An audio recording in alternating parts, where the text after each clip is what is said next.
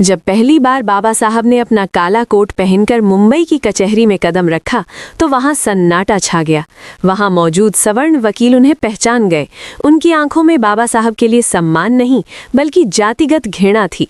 वे सोच रहे थे, ये महार जाति का व्यक्ति आज हमारे बराबर काला कोट पहनकर कैसे खड़ा हो सकता है। बाबा साहब कचहरी के अंदर अपने बैठने के लिए जगह ठिया तलाश रहे थे, लेकिन जातिवाद से ग्रसित उन वकीलों ने उन्हें अपने बीच बैठने नहीं दिया। तभी एक अहंकारी वकील ने बाबा साहब पर तंज कसते हुए कहा, अरे बैरिस्टर, तुम तो इतने पढ़े लिखे विद्वान हो, तुम्हें हमारे बीच इस कचहरी में बैठने की क्या जरूरत। तुम तो बाहर सड़क किनारे भी अपना बोरा बिछा लोगे तो तुम्हारी दुकान चल पड़ेगी। ये एक गहरा अपमान था, लेकिन बाबा साहब तो सागर की तरह गंभीर थे। उन्होंने उस अपमान के घूंट को पी लिया। वे मुस्कुराए और शालीनता से बोले, आपने ठीक कहा। बाबा साहब ने सचमुच कचहरी के बाहर एक छोटी सी जगह साफ की और वहीं अपना आसन जमा लिया। वे छोटे मोटे केस लड़ने लगे और अपना गुजर बसर करने लगे। उसी शहर में एक बहुत अमीर सेठ रहता था। उस सेठ का एक इकलौता बेटा था जिस पर हत्या का आरोप लगा था और निचली अदालत ने उसे फांसी की सजा सुना दी थी। सेठ और सेठानी पर दुखों का पहाड़ टूट पड़ा।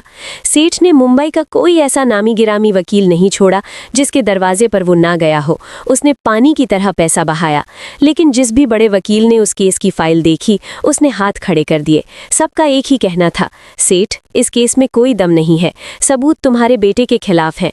उसे फांसी से भगवान भी नहीं बचा सकता। हताश और निराश सेठ वकीलों की खाक छानता हुआ उसी कचहरी में पहुंचा। उसकी आंखों में आंसू थे और हाथ में बेटे की फाइल। तभी उसी अहंकारी वकील ने, जिसने बाबा साहब का मजाक उड़ाया था, सेठ को देखा। उसने फिर एक क्रूर मजाक किया। उसने सेठ से कहा, अरे सेठ, तुम यहाँ क्यों भटक रहे हो। तुम्हारे बेटे का केस तो बस एक ही आदमी लड़ सकता है। वो देखो, वो जो बाहर बैठा है ना, महार जाति का बैरिस्टर, वो बहुत विद्वान है, वही तुम्हें बचा सकता है। वकील ने तो मजाक किया था, लेकिन डूबते को तिनके का सहारा ही काफी होता है। बाबा साहब और सेठ की मुलाकात। सेठ दौड़ता हुआ बाहर गया और बाबा साहब के चरणों में गिर पड़ा। वो गिड़गिड़ाते हुए बोला, हे बैरिस्टर, मेरे बच्चे को बचा लीजिए, आप ही मेरी आखिरी उम्मीद है। बाबा साहब ने उसे उठाया और कहा, सेठ, मैं तुम्हारी क्या मदद कर सकता हूँ। शहर के बड़े बड़े वकीलों ने जब मना कर दिया तो मैं एक अछूत समझा जाने वाला वकील क्या कर पाऊंगा। सेठ ने रोते हुए कहा, नहीं बाबा साहब, मैंने दुनिया देख ली है। मैं आपका चेहरा देखकर बता सकता हूँ कि अगर मेरे इकलौते बेटे को दुनिया में कोई बचा सकता है तो वो आप है। अगर उसे फांसी हो गई तो उसकी माँ भी जी नहीं पाएगी। मेरे घर से दो अर्थियाँ उठेंगी बाबा साहब। एक माँ की पीड़ा की बात सुनकर बाबा साहब का दिल पसीज गया। उन्हें अपनी माँ भीमाबाई की सीख याद आई कि किसी निर्दोष की जान बचाने के लिए अगर संघर्ष भी करना पड़े तो पीछे मत हटना। बाबा साहब ने फाइल अपने हाथ में ली। उन्होंने सेठ से पूछा, क्या ये फाइल किसी और वकील ने देखी है। सेठ ने कहा, हाँ बैरिस्टर, शहर के हर बड़े वकील ने इसे नकार दिया है। बाबा साहब ने फाइल का गहन अध्ययन किया और उनकी आंखों में एक चमक आ गई।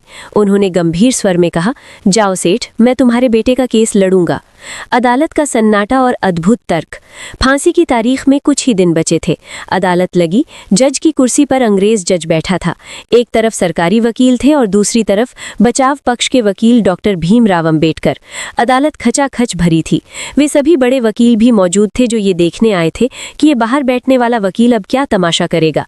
जब बहस का समय आया तो जज ने बाबा साहब से पूछा, मिस्टर अंबेडकर, क्या आप अपने मुवक्किल के बचाव में कोई दलील पेश करना चाहते हैं। पूरी अदालत को उम्मीद थी कि बाबा साहब लंबी चौड़ी बहस करेंगे, लेकिन बाबा साहब ने जो कहा उसने सबको चौंका दिया। बाबा साहब शांत स्वर में बोले, नहीं ऑनर, मुझे कोई दलील नहीं देनी, आप अपना फैसला सुनाएं। सेठ का दिल बैठ गया। वो सोचने लगा कि बैरिस्टर ने तो मुझे धोखा दे दिया, ये तो लड़ ही नहीं रहे हैं।